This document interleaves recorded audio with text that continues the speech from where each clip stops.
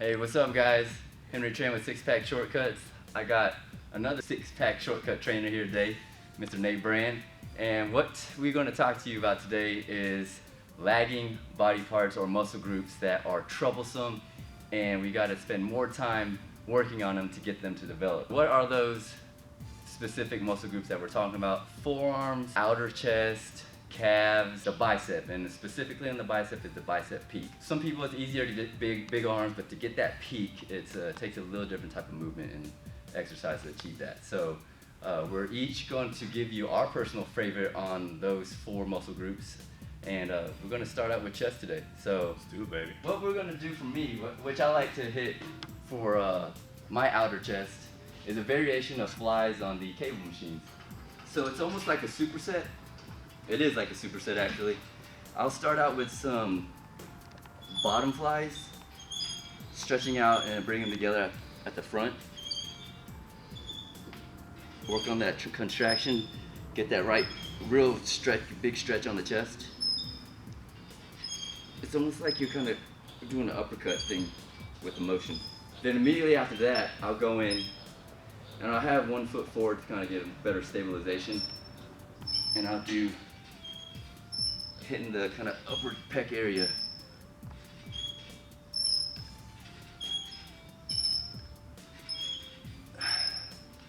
So I'll superset those 2 together. I like to do volume on this, so I'll take it to at least 12-15 reps, real concentrated, real slow, and get that muscle contraction in there to help develop that chest area a little better. And I know Nate wants to share something with you too. And I want to ask something for Henry as well. So Henry, when you're doing 12 to 15, how long do you rest in between sets? I probably rest a minute. Okay, cool. Yeah. So rest is key. Yeah. Cool. So again, right at that minute marker, guys, you want to get it going. Don't rest too long. Don't be that guy texting or on the phone, talking, you name it, okay? So one thing I want to show you guys as well is a little trick I like to do, okay? So, as well as Henry, I'm going to steal his idea. I'm joking. It's going to be a little superset or action as well, okay? You have to remember, a superset simply means you're doing 2 exercises consecutively back to back for the same muscle group, okay? So whenever people are saying superset, make sure they're referring to that. I'm going to focus on the upper chest right here, the pectoralis minor. Now a lot of guys, they have a lot of pectoralis major, which is a lower chest area, but their upper chest is lagging. Why is that? Because the pectoralis major is actually bigger, so therefore it's going to automatically overtake it, okay? Some of us are just blessed with good upper chest genetics. A lot of us aren't though, okay? So what we're going to do, we want to focus more on incline presses, okay guys? I personally recommend using dumbbells, okay? Reason being is if you can do this little experiment at home, you can see the difference. If I have a barbell here, my hands are situated, they're fixed, I cannot move. If I have dumbbells, I can squeeze it in, you can see the actual chest moving up and down. You'll get more contraction, more range of motion, and also more time under tension, and in my opinion, is a lot more efficient for stabilization as well as getting more efficient on your lifts, okay? So what we want to do, guys, we want to find a incline bench.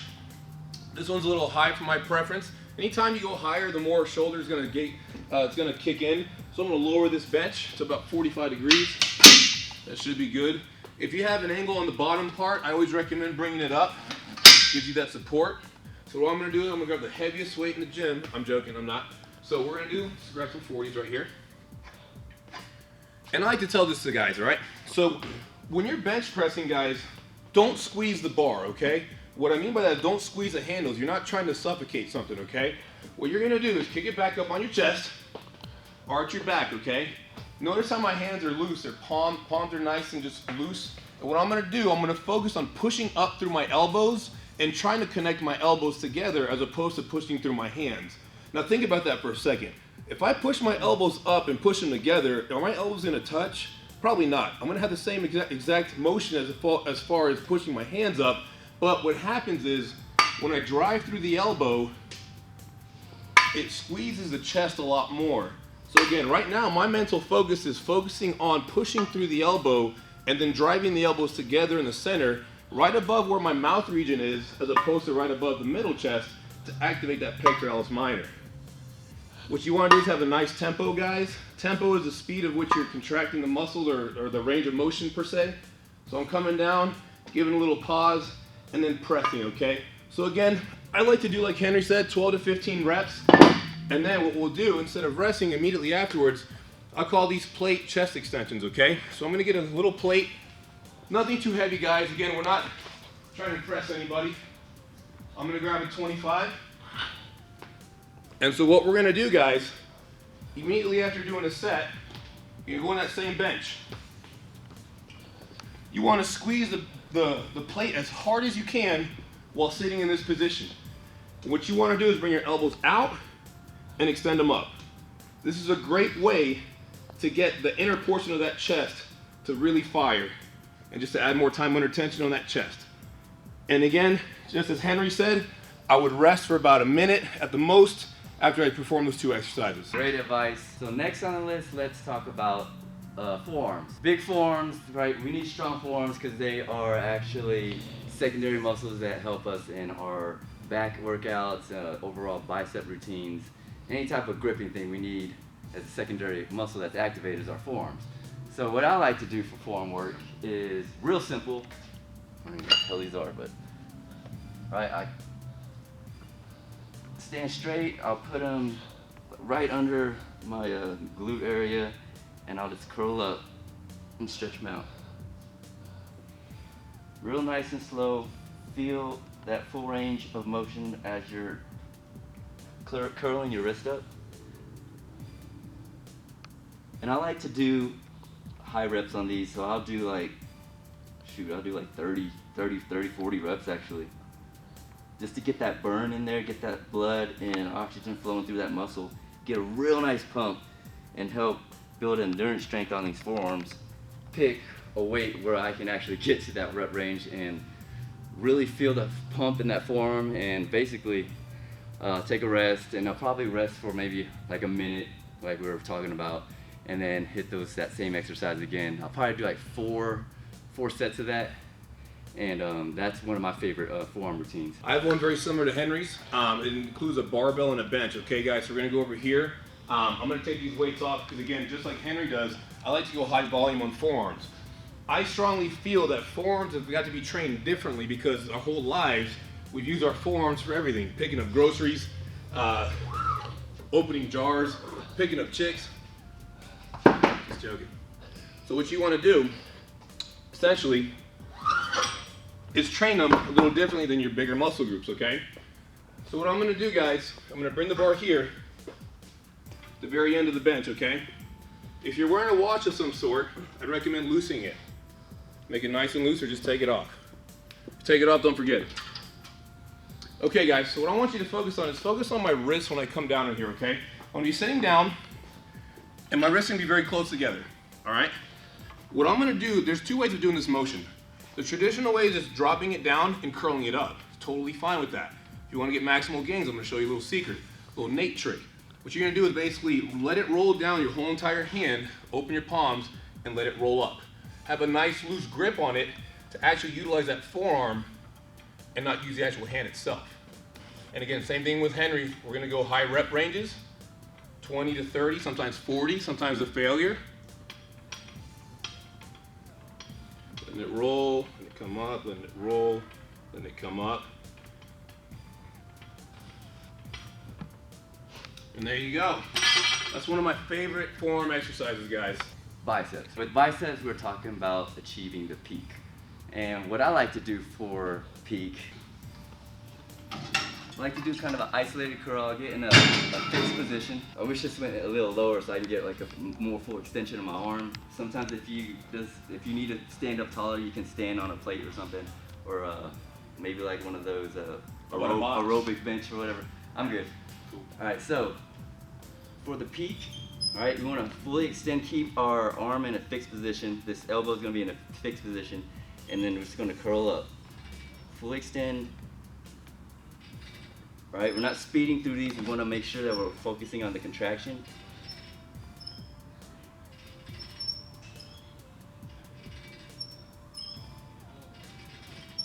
And it's really, for me, it really helps the peak of my bicep. Gets that tennis ball.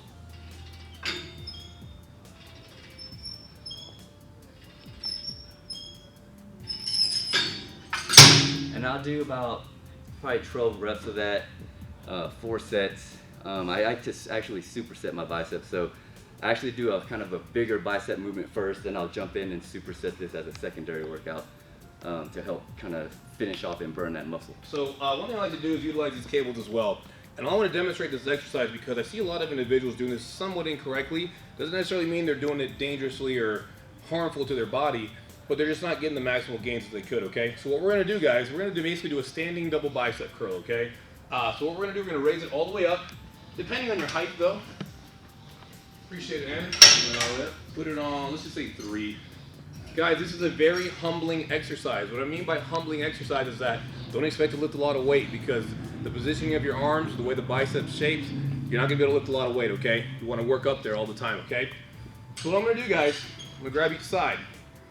We've all done this in the mirror before we shower. We just flex the guns, right? Flex Friday. So what we're going to do, notice right here, my arms are supinated. What does supinate mean? So if I have my hands like this, I'm going to supinate it like that. It's rotating out, okay? So I'm going to have them like that. That's very important step number 1. Number 2, you want to keep your elbows in place, okay? So when I curl it up, the elbows stay in place. I'm going to hold it for a second or 2 and then slowly release it, okay? What I want you guys to notice is that if you were to look at me from the side, I'm completely flat. What I mean by that, I see a lot of individuals, this is the correct way of doing it. I'm very flat, almost got my shoulder blades pinched, chest is in the air like I own the place. But I see some people doing this right here. What compensates when I do this right here? It looks like I'm doing a chest fly, right? So I don't want to do chest, I'm focusing on biceps. So I'm going to keep it up in the air and come down. If you're kind of tall, luckily I'm not that tall, I'm going to be kneeling down. Even better. That way you don't have to worry about the cables hitting themselves every time you come down.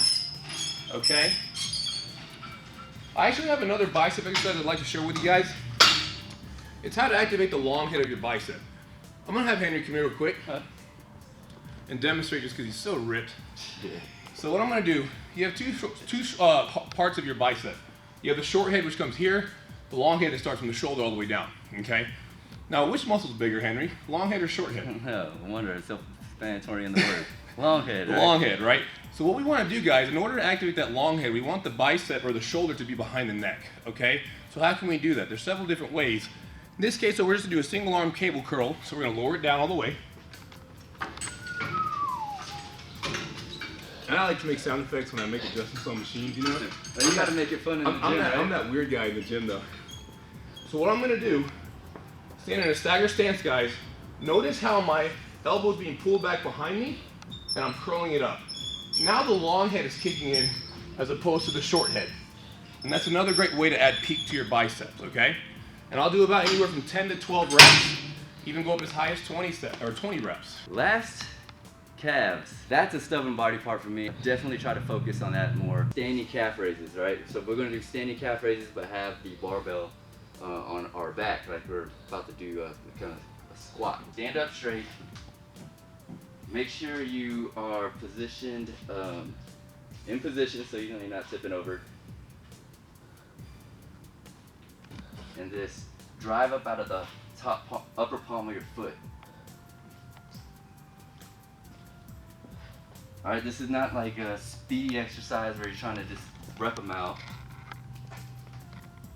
Concentrate on the calf region or the muscle that you're actually trying to use.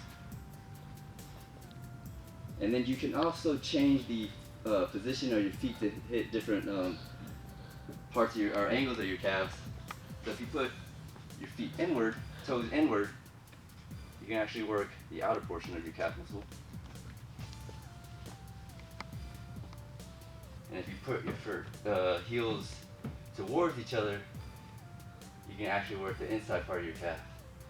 So make sure you hit all the heads of your calf so you can get a real nice full calf muscle developed. Again, that's a body part that I also like to superset. So I'll do like a sit down calf, which we actually do have here, like a sit down calf raise, and I'll do a standing one just like that, superset those together, and it'll really get that burn in that calf. Just as Henry said, you can adjust the angles of your feet to get different parts of your calf, right? One thing I want to demonstrate with you guys though is actually foam rolling your calves prior to lifting with them.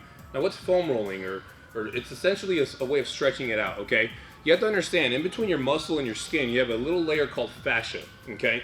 If that fascia is extremely tight, what's going to happen is it'll prevent blood flow from going there, and it'll prevent your muscle from expanding, okay? So what you want to do is make sure that muscle is nice and loose. Now, if you don't have a foam roller, guys, don't worry. If you have a basketball, a tennis ball, a medicine ball, anything works, okay? I'm gonna use a medicine ball for this purpose right here. So what I'm gonna do, guys, before I start my calf raises, I'm gonna foam roll a little bit. So I'm gonna get on the calf right here, lift my body weight up, and just kind of go from side to side. What I'm doing is I'm basically stretching out that fascia to loosen up that area to create more blood flow to get in that area. So if any lagging parts you have, guys, whether it's your calves, your forearms, your chest, your lats, if you foam roll them quite a bit or get some massages in that area, it'll definitely help you with some gains. And myself personally, I didn't start seeing results as much as I wanted to until I started stretching out more. And I'd say that's the one thing that we do as guys, Henry, is we don't stretch enough. Yeah, you know? Doing mobility work is greatly beneficial to muscle development. And now that I'm nice and limber, nice and loose, I'm gonna go over here now, guys. Henry brought up a good point. You wanna come off the ball of your foot, okay? I'm gonna add to that point as well. You wanna have a soft foot. Basically keep your foot nice and relaxed. Try to keep your toes as separated as possible. Don't squeeze the floor down with your toes. You're not trying to dig your toes in the sand. That's not what we're doing here, guys. But if we just have a regular bench or an incline bench or anything like that to stand on, a step even, you can do this exercise, okay? You can even do it from home. What you're gonna do, guys, sit on the balls of your feet, come all the way down, make sure you get that nice stretch, come all the way up. Come all the way down, come all the way up. Notice how I'm not really relying on that bar for support. I'm just barely touching it, just to kind of hold me in place, that way I don't fall back, right? We're just gonna go up and down. I like to do a lot of high repetitions on calves, because again, what's the one of the muscle groups that we've been using most of our lives, guys, ever since we started walking? It's our calves, okay? So our calves are a little tricky. You have to train them a little differently. Now, some people respond to them differently, but what you want to make sure is you get enough repetitions to get that blood flowing in the calf while performing it at the full range of motion. I always tell people, if you're going super heavy, and I see guys at the gym all the time putting 300, 400 pounds on the seated calf raise machine, the minute you go really heavy, guys, your Achilles tendon kicks in and your calf is no longer engaged. All right, so we just went through our top picks for the lagging muscle groups, which were forearms, biceps, calves, and chest. All right, so utilize our workouts into your own regimen. Work on those lagging muscle groups to help better develop those areas. Thanks again for watching, guys. Really appreciate it. Again, like Henry said, incorporate it into your workouts, add your own mix to it, and like always, have fun with it. Be safe and have fun. You have it. For more workout tips, nutrition advice, fat loss tips, hit us up. Six Pack Shortcuts. Six Pack Shortcuts, baby.